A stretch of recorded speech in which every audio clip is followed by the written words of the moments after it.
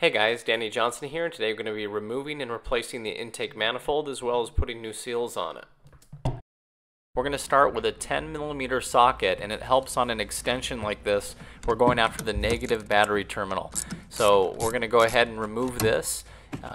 We have a lot of electrical in this process, and you do not want to have power and short out things. So we're going to go ahead and come over to the air box now. Just have a flat screwdriver here. We're going to undo that clamp.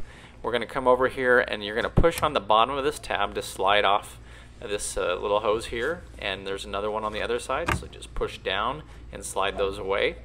We now are going to undo the throttle body here, at least just where the intake connects to the throttle body. So another flathead screwdriver, we're just removing that. Now we can just slide this entire air box off and out of the way. Now we're going to come through with our needle nose pliers here, and you're going to see all of these little clips that they have. They're like zip ties, and they're in there pretty firm. So we're going all the way around the intake manifold everywhere we can find these, and we're just basically prying them up and off to get this harness off of the intake manifold. Now the intake manifold actually has a cover on the top. It looks like the intake manifold, but it's a cover that's going to clamshell away from this, because there are some of these clips on the back of this, and they're very hard to get to.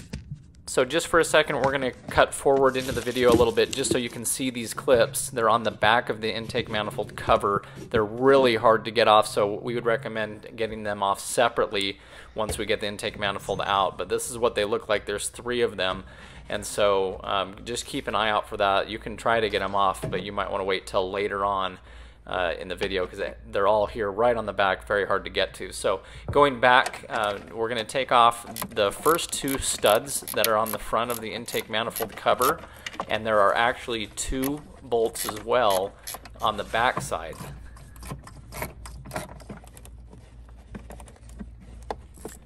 Now we can go after the actual intake manifold bolts. So if you look at them, they're the gray ones, and they come out, and then you have to turn them sideways to actually get them all the way out.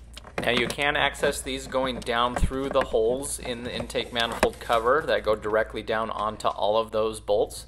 It also helps if you remove just the coil pack on the very far driver's side like this and get it out of the way. This is going to help you get in there to one of these back ones. So you pull up on the tab, the red release tab, and then you pinch it, and that will get that coil pack out of your way. And so then as you see back into this corner, now you can have access to one of these back intake manifold bolts. Now these bolts, you want to take them out all the way, because they will fall back down in and prevent the intake manifold from coming back out, since they do have that lock on them. So next we're opening the lock on the throttle body connector here, so we're just pulling it forward, and then we're going to pinch it. And so then this will slide right off. A little help with the screwdriver there. The alternator also has electrical pin. Just going to pinch that one. Now we have another breather hose here, so same thing, just pinch it and then slide it off. Over here there's another one that has a lock. We're going to slide it out with the screwdriver, then we're going to pinch on the back of it, and then it's going to slide off. Now we have another breather hose here, so again, just push in on the gray tab and slide it off. Now the intake manifold, we're going to be able to lift this up, and we're basically clamshelling it out of here. Again, those bolts for the intake manifold will keep it from coming out, and they'll fall back down in. So we want to extract all of these, and that's really going to help you. We also took this part out here for the throttle body just so we could turn it over and you could see what its clip looks like. I wouldn't recommend taking this out, but anyway, the clip on this, you push down with a screwdriver to get that gray tab back, and then you're going to pinch it, and we're going to go ahead and walk that one off. So that's for the throttle body. Now we can walk the intake manifold out. If it's not coming out, make sure all the intake manifold bolts are out, because they will fall back down and keep it in there. Vacuum this out the best that you can. Our intake ports are now open, and you don't want anything falling down into the intakes. So we can go ahead and lift up on the cover here. As you can see, and we have a mat that we're going to take out. We put trash bags in all the intake manifold ports for now, and then going back to this, if you haven't done it already, it is easier to pry these out once you have the intake manifold out and you have a little more room. So again, we just went through with our pliers and we popped all these Christmas tree tabs out, but this cover was a nightmare. This harness is in there really well with these big clips there, so we just got behind them and popped them off. And so again, we'd recommend doing that part after the intake manifold's removed. But if you can get back in there, you can. So we're going to go ahead and take out this mat now. And this is a foam piece that covers our fuel system. And so you want to be careful with it. Of course, we vacuumed it off first, but you can still see all the dirt and everything that's down in here. So we're going to go ahead and whack this down, but that can be pretty dirty. So now we have our fuel rails and everything that are exposed here that you can see. Next, we're going to look at our intake manifold gaskets. These are all individual, and if you look at them, they do have a pattern here that faces downward. So here's the part number, and the new ones, it just looks like the casting was a little off on them as far as where that mark was. They are probably reversible, but we're just putting them in exactly how they were from the factory. So we're putting that little nub on the back of them facing downward. Next, we came in with our little blanket pad here. I actually left this off, and with it off you will hear that direct injection a lot louder. So I won't recommend not putting it back on, but in the end I was fitting it and everything, and just decided to leave it off so I could check up on that fuel lines there. I'm going to torque this down evenly, going from the inside and out.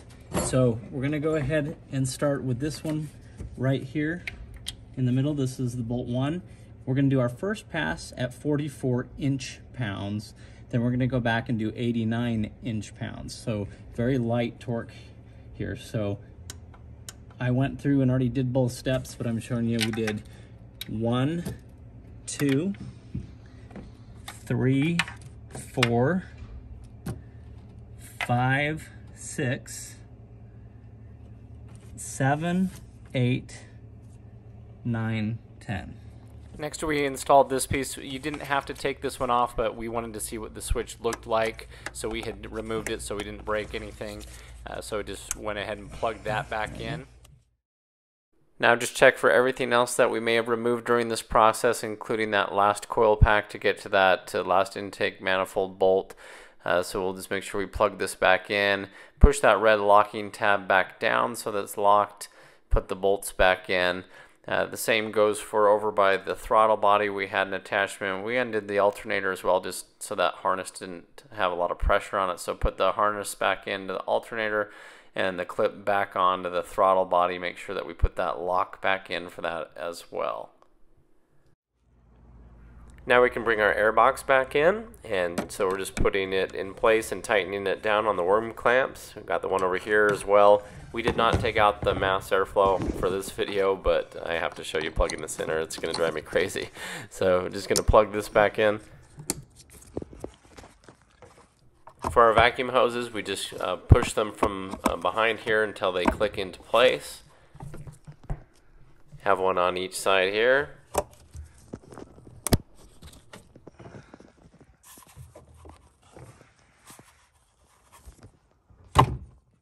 Now we'll reinstall the negative battery cable with our 10mm socket.